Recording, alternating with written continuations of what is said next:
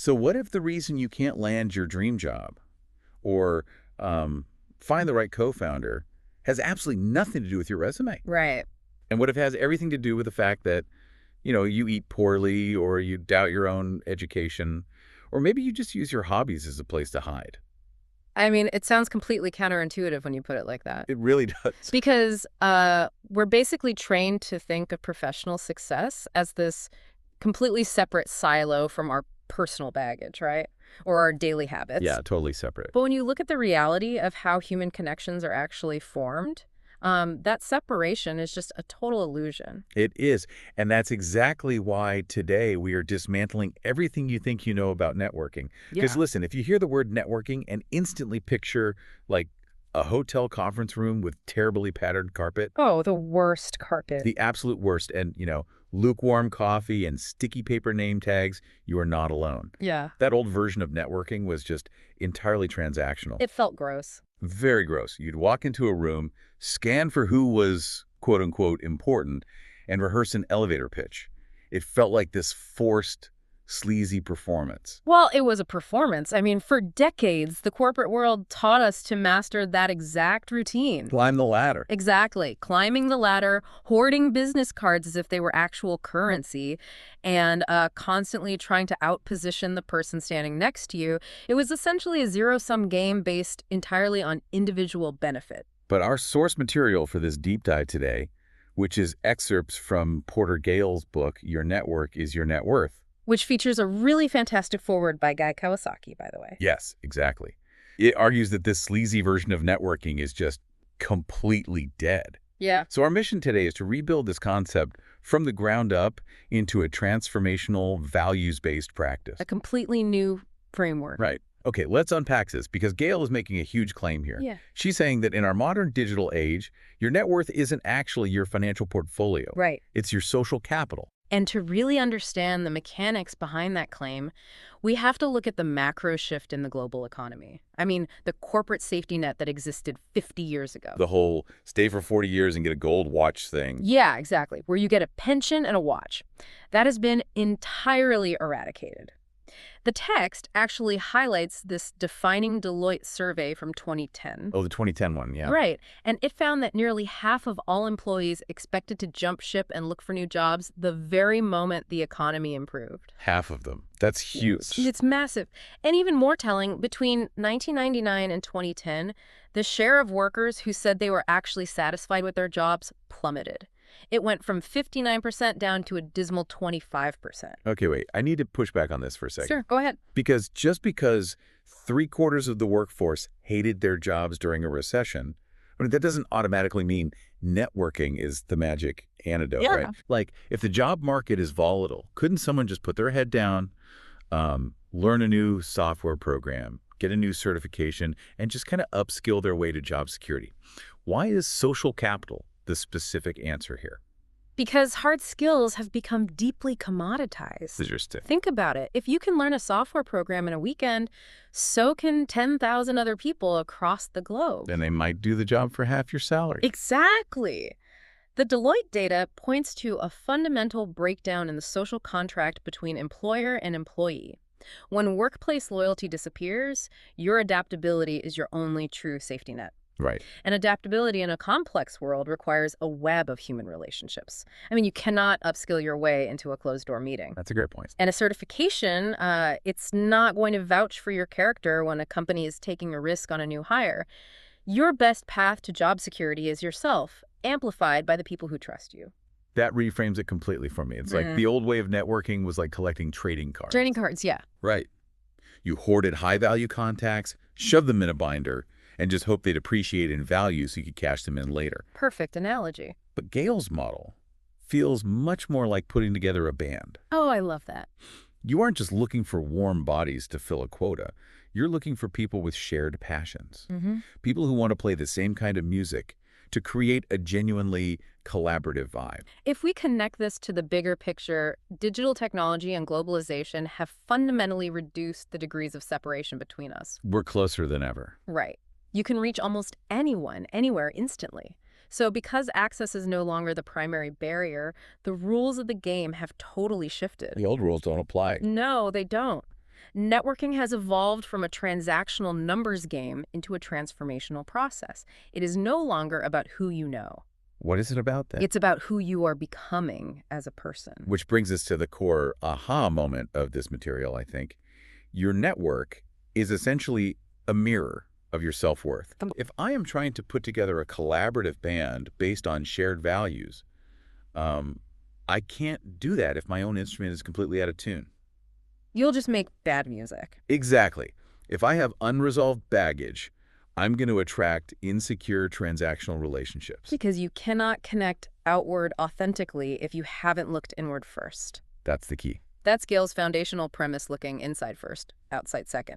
Building a network of true value requires identifying and dismantling the personal barriers that are holding you back. And the wild thing is, those barriers often disguise themselves as completely unrelated to your professional life. Oh, totally. They seem like personal quirks or just bad habits. The sources provide some incredible case studies of this. I want to look at the physical barriers first. The Jennifer Larson story. Yes.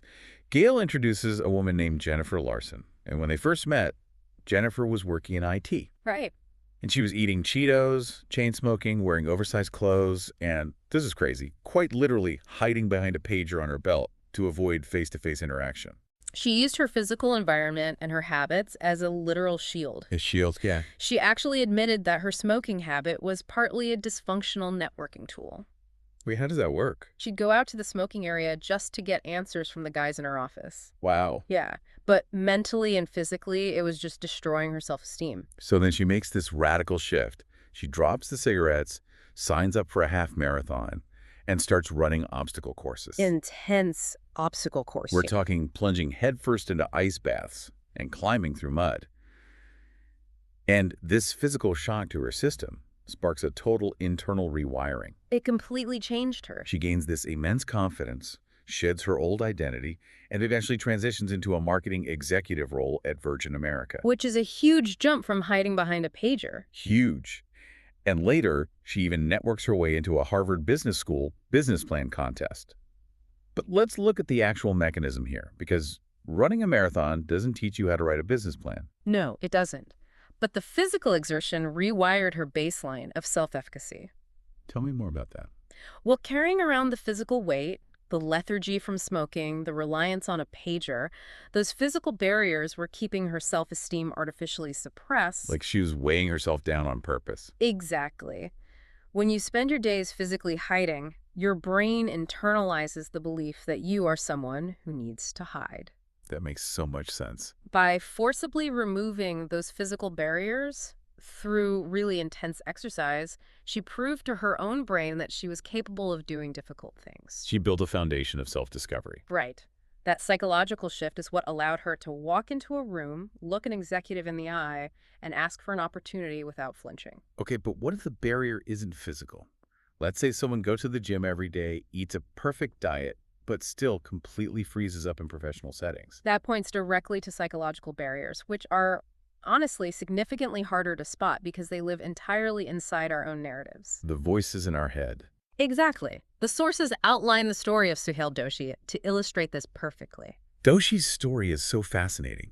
His barrier was entirely self-limiting thoughts. Purely internal. Yeah. He attended Arizona State University, and he had somehow convinced himself that because he wasn't at Stanford or some elite Ivy League school, he had a predetermined ceiling on his career. He basically assumed the name of the undergraduate school he attended mattered more than his actual ambition. Right. He was obsessing over his lack of a pedigree. He set his own bar artificially low based on the societal script. But then a shift happens. He reads an article about an internet entrepreneur named Kevin Rose. Oh, yeah. And he realizes that in the tech world, raw execution matters far more than the crest on your diploma. It's what you can actually build. Exactly. So he reframes his ambition entirely. He drops out of college and manages to get an internship at Slide, working under Max Levchin. The co-founder of PayPal. Right. And this is the part that I think is crucial. To prove he belongs there, he doesn't just do basic intern tasks, like getting coffee or whatever. Yeah. No, not at all. He teaches himself a programming language called assembly. Why that specific language? Because assembly is a notoriously difficult, low-level programming language. Oh, really? It is incredibly close to the machine's hardware. There is absolutely no hand-holding. If you can build an assembly, you are proving an undeniable level of technical competence. So it was like a flex. Kind of.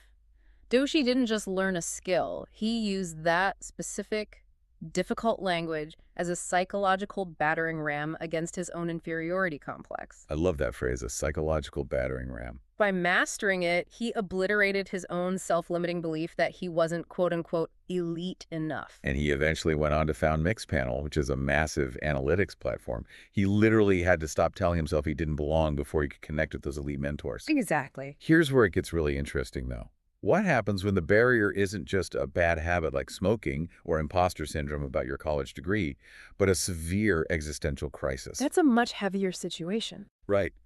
The text goes into barriers where networking feels completely irrelevant because you are literally just trying to survive. The story of Mark Horvath explores that extreme really well. Horvath was a highly successful television executive. Doing big shows, right? Yeah, he managed production for major syndicated shows like Wheel of Fortune and Jeopardy. He had the money, the status, the contacts. He had the whole old school network. He did. But addiction completely dismantled his reality. He lost everything and ended up homeless on Hollywood Boulevard. It's an unimaginable fall from grace. He was living on the street with a pet iguana named Dog, right? Yes, holding up a cardboard sign for tourist photos just to get by. He talked about being suicidal, terrified, and feeling completely invisible to the society he used to thrive in. Truly rock bottom. But eventually he gets sober and finds a new job, only to lose that job when the recession hits. Talk about terrible timing. But instead of spiraling back into addiction, he takes a completely different path. Yeah. He focuses entirely on empowering other people experiencing homelessness. A total shift in focus. He uses tools like Twitter and YouTube to launch invisiblepeople.tv, basically giving a voice to the voiceless. And notice how Horvath approaches his barrier here. He doesn't try to hide his past addiction or his homelessness. He doesn't pretend it didn't happen. Exactly. He doesn't put on a suit and pretend the last few years were just a gap on his resume. Yeah. He transformed his greatest barrier into his most powerful point of connection. Wow. He used his deepest vulnerability authentically to build a community. The text notes that he actually turns down lucrative corporate jobs now because sitting behind a desk won't help get people off the streets. So his network and his entirely new life is built strictly on his deeply held beliefs. Exactly. But the sources also don't shy away from the reality that some barriers can't just be reframed or utilized like that. Right. Sometimes they require serious professional intervention. Porter Gale actually shares a deeply personal story about her own father to highlight this. That part of the book was really moving. He was a brilliant industrial designer, wasn't he? He was. He actually invented a Toro snowblower, but he suffered from severe emotional instability. Gale notes that today, he would likely have been diagnosed with bipolar disorder or manic depressive tendencies. That's so tough. He would experience these incredible bursts of creativity followed by destructive, terrifying lows. Like the time he took a sledgehammer to cars parked in his driveway during a neighborhood party. Exactly. Just reckless, heartbreaking behavior. And he ultimately died without a dime to his name. It is a really sobering inclusion in the text, but a vital one. It is. Gale uses her father's tragic trajectory to illustrate that acknowledging your barriers sometimes means recognizing when a journal entry or a new workout routine isn't enough. Right. You can't just exercise your way out of everything. Unaddressed mental health challenges kept her father from realizing his potential and destroyed his relationships. If a barrier is clinical, seeking professional medical or psychological support is the absolute prerequisite to building any kind of healthy network. So if someone listening right now is trying to assess their own barriers, whether it's a habit they are hiding behind or a psychological script telling them they aren't good enough, how do they actually do that without just spiraling into a pit of negative self-talk? Because digging up all your flaws sounds miserable. It sounds awful. Well, Gale offers a cognitive behavioral reframing framework to prevent that exact spiral. She calls it the old conversation versus the new conversation. How does that work? The process starts by consciously externalizing the negative thoughts. Yeah. You actually write down the old conversation, the voice saying, I don't have the right experience, or I'm not smart enough, or people are going to judge me. Okay, so you pull the monster out from under the bed and look at it in broad daylight. I love that. Yes. Once it is on paper, it loses its subconscious power. You can then actively construct the new conversation. Give me an example of the new conversation. So you systematically replace the limiting belief with a capability. I don't have the right experience becomes I have unique cross-industry insights that can solve problems in a new way. That feels a lot better than just forcing yourself to smile. Right. It isn't just blind positive thinking. It is actively restructuring how you present your value to yourself, which in turn dictates how you present it to a room. Okay, let's follow this logic. You do the internal work. You clear out the old conversation. You drop the bad habits. You get your instrument in tune. You're ready to play. You are a blank slate ready to build this values-based network. But now you walk out the door and face the modern internet. Oh boy. You're living in a digital age where you have 24/7 access to billions of people. How do you avoid completely drowning in information and social overload? You have to build a cognitive filter. A filter. Without a filter, digital transparency is just paralyzing. People can see your history, your daily life, and your shifting interests unfolding online in real time.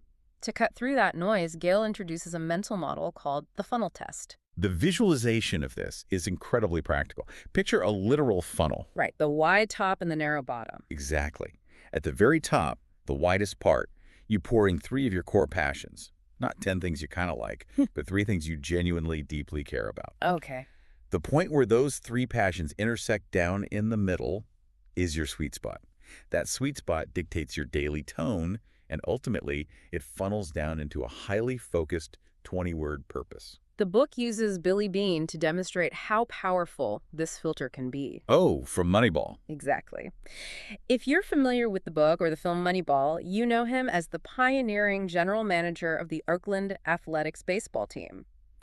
Based on Gale's framework, Beane's 3 core passions were baseball, his family, and statistics. So when you pour those 3 into the funnel, the sweet spot becomes incredibly specific. Right. He wanted to win professional baseball games using rigorous statistical analysis, but he wanted to do it without uprooting his life and staying close to his family. And that sweet spot acted as his ultimate decision-making filter.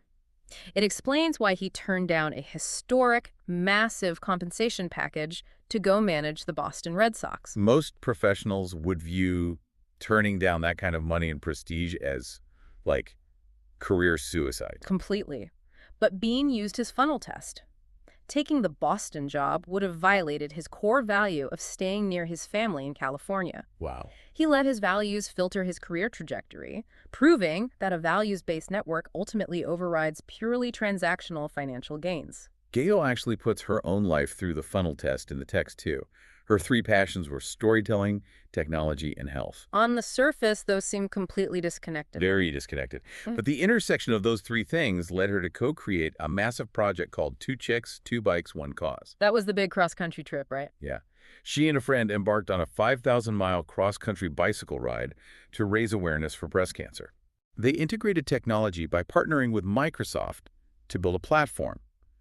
They lived out their health passion through the grueling physical ride, and they gathered the stories of cancer survivors across the nation. That focused purpose was so compelling that the project was eventually sold as a documentary to Lifetime Television. So what does this all mean for the listener who hears this and feels total resistance? Let's say someone has 10 different hobbies. Right, they can't choose. Yeah, they love gardening, rock climbing, vintage video games, and historical baking. I can hear people panicking, feeling like choosing only 3 passions for this funnel means amputating huge parts of their personality. What's fascinating here is that the resistance to the funnel test usually stems from a fear of missing out. But the funnel test is not a permanent life sentence. It's not carved in stone. Exactly. Passions evolve. The funnel is simply a tool to anchor your current intentions. To understand why this strict focus is a cognitive necessity today, Gale points to an insight from the cognitive psychologist Steven Pinker regarding our circle of empathy. Right, the idea that our brains just weren't built for the internet. Exactly that. Pinker explains that for most of human history, our circle of empathy was restricted to a tiny physical radius. Like our immediate village. Our tribe, our clan. We only had to process the social dynamics of a few dozen people. Technology has violently ripped that circle open. We can now read the intimate thoughts and tragedies of people thousands of miles away instantly. which is good for empathy, but It expands our empathy, yes, but it also causes massive cognitive burnout. if you don't have a filter, you take on the emotional weight of the entire globe. You spread yourself so thin trying to relate to everyone that you end up connecting deeply with absolutely no one. You just end up shouting into the void. The funnel test acts as your defense mechanism against that digital burnout. That makes total sense. By forcing yourself to narrow down to 3 current passions, you can use digital tools like blogs, specialized forums, social media algorithms to cut through the noise and locate your specific tribe within that overwhelming global circle. You find the signal. It is the difference between scrolling aimlessly through an endless social media feed and logging on with a specific mission to find the 5 other people in the world who are innovating in the intersection of your specific interests. Right. You stop trying to impress the masses who don't care about your music, and you start actively seeking the people who are looking to join your exact band. This raises an important question about the energy you bring to your professional life. How so? Well, when your networking is filtered through your genuine passions, it ceases to feel like a sleazy chore. You naturally build credibility because you are talking about things you actually care about. You aren't forcing an elevator pitch on a stranger. Exactly. You are cultivating a shared interest. It changes networking from a draining obligation into a life-enhancing practice. It requires a complete paradigm shift. Hmm. What we've extracted from Porter Gale's material today is that building a network of true value is an inside-out job. Completely inside out. It is not about the stack of business cards you hand out at a conference. It's about the psychological clarity you carry into the room. It demands that you ruthlessly audit yourself. You have to identify your barriers, whether it's the physical shield of bad habits like Jennifer Larson, the psychological inferiority complex of Suhail Doshi, or deeper emotional trauma. You have to actively rewrite your internal conversation. And once you have established that authentic baseline, you must apply a cognitive filter like the funnel test to navigate the chaos of the digital world. Right. By aligning your outward connections with your internal sweet spot, you engineer a network that functions as a resilient interpersonal safety net. One that will protect you during economic volatility and actually bring fulfillment to your daily life. It turns a gross transactional chore into an exercise in self-actualization. Before we wrap up this deep dive, we want to leave you, the listener, with a specific thought experiment to test this out today. Think about your current digital footprint. Oh, this is a good one. If a completely objective stranger were to scroll through your last 10 social media posts, read your last 10 professional emails, or look at your last 10 text messages, what would they guess your 3 funnel test passions are? Look closely at what you are broadcasting to the world. Do those projected passions align with the person you actually want to become? Or are you broadcasting a safe, generic version of yourself that is still hiding behind an old barrier? It's an uncomfortable but necessary audit. Because the moment you align what you broadcast with the values you genuinely hold, you will never have to dread a networking event again. You can finally peel off the sticky name tag, stop treating human beings like trading cards, and focus entirely on making incredible music with your people.